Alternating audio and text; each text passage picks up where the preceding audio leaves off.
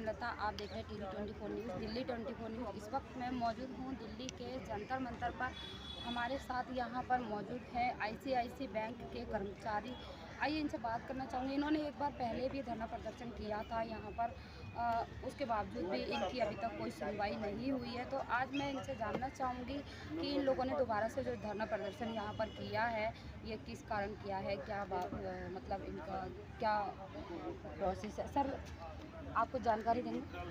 जी, मेरा नाम जमाल मुस्तफ़ा है। मैं आईसीसी बैंक का एक विक्टिम एम्प्लॉई हूँ जो इन लीगल तरीके से बैंक से मेरे को निष्कासित किया गया है, निकाल दिया गया है। किसी भी बैंक में कर्मचारी को निकालने के लिए या किसी भी संस्था में किसी भी कर्मचारी को निकालने के लिए एक संपूर्ण प्रक्रिया होती है। आईसीसी बैंक ने ऐसी किसी भी प्रक्रिया का पालन नहीं किया है। प्रक्रिया में यह है कि अगर कोई कर्मचारी कोई गलत गतिविधि में इन्वॉल्व है, कोई गलती कर भी देता है, तो सबसे पहले उसको वार्निंग देते हैं।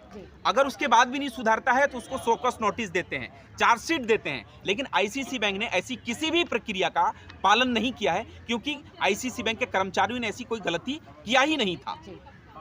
डायरेक्ट शाम को एक मेल आता है या फिर उनके उच्च अधिकारी कह देते हैं कि कल से आपको नहीं आना है, आपकी नौकरी आज खत्म हो गई है।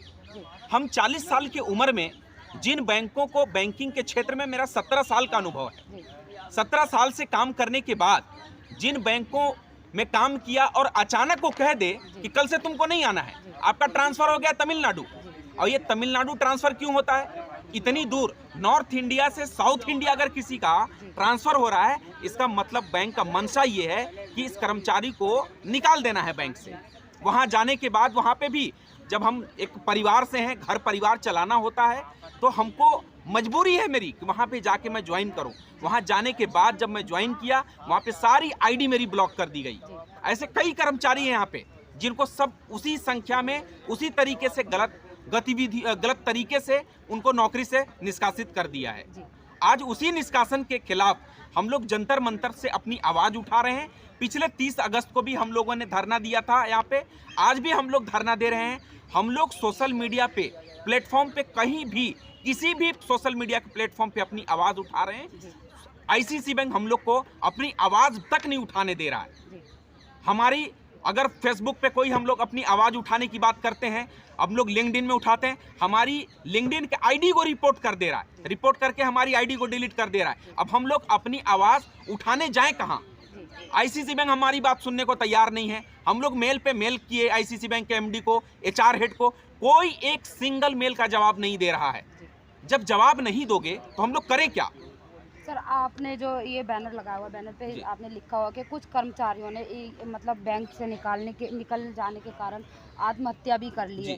तो क्या कारण रहा होगा जिस वजह से इन्होंने आत्महत्या की होगी? आत्महत्या का कारण यही है कि उनके उच्च अधिकारी इतना प्रताड़ित कर दे रहे हैं, उनको अवैध तरीके से निकाल रहे हैं। अगर किसी की गृहस्थी चल रही इसी नौकरी से और आप अचानक उसको नौकरी से निकाल देंगे तो करेगा क्या?